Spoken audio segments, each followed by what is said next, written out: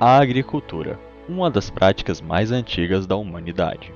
A sua prática permitiu grande crescimento populacional e é a base de todas as civilizações. Essas mesmas populações exigem mais comida ao crescerem, o que coloca mais pressão na agricultura. A agricultura moderna emprega um uso extensivo da água para atender a essa demanda. Porém, os recursos hídricos são finitos. A demanda por água pode pôr a disponibilidade plena da água em risco localmente, secando aquíferos ou tornando a sua água imprópria para o consumo.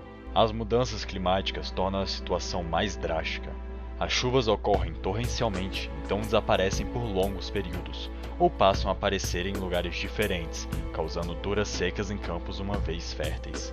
A própria agricultura pode contribuir para esse cenário, quando suas terras para plantio advêm do desmatamento. Tendo em vista os grandes desafios a serem enfrentados para manter as 8 bilhões de pessoas no planeta alimentadas, o desenvolvimento de novas tecnologias é um grande aliado da agricultura. O emprego efetivo das tecnologias já existentes, porém, também é um passo muito importante na economia de água. Uma prática de grande relevância é a da irrigação por gotejamento. A irrigação por gotejamento economiza água ao garantir que ela é depositada diretamente em cima das raízes da planta, minimizando desperdícios. As etapas para a implementação mais básica da irrigação de gotejamento são divididas entre os passos preparatórios, de planejamento, e os passos de execução, onde se instalam fisicamente os componentes. Para que a execução e o desempenho da plantação com esse sistema tirem o máximo proveito da técnica, é feito o dimensionamento do sistema. É nesse contexto que entra o presente trabalho, a otimização de um sistema de irrigação por gotejamento para o cultivo do morango no centro-oeste brasileiro.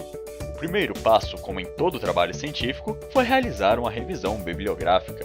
Com o conhecimento atual em mãos, o passo seguinte foi definir bem o problema. Para prever o consumo de água, utilizou-se equações da literatura, junto com dados da Embrapa, para calibrar um modelo que calcula o consumo para dada temperatura, umidade e estágio de crescimento da planta. Da literatura, também selecionou-se um arranjo de irrigação padrão para reduzir a perda de pressão ao longo do sistema de tubulações.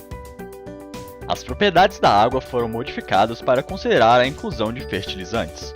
Com base nas normas de tubulações, obteve-se tanto os diâmetros comerciais disponíveis quanto as metodologias de cálculo adequadas para garantir a integridade estrutural dos tubos.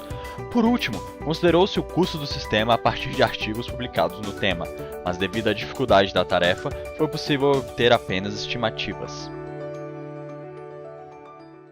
Uma rotina computacional em Python testou as configurações possíveis e retornou os custos para o sistema, juntamente com as condições para ter esse custo mínimo. Essa rotina mostrou que o diâmetro ideal depende da energia gasta para bombear a água para o sistema, de forma que as plantações maiores ou em lugares mais secos têm vantagem em utilizar tubos mais grossos.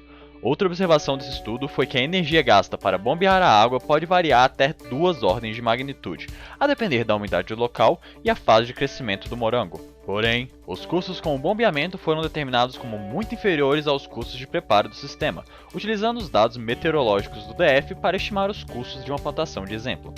É um consenso dos resultados da análise que a economia de água é um dos maiores elementos na economia de custos. Dessa forma, o artigo demonstrou como obter o diâmetro ideal para a tubulação numa plantação como a do morango, assim como forneceu um código para tal.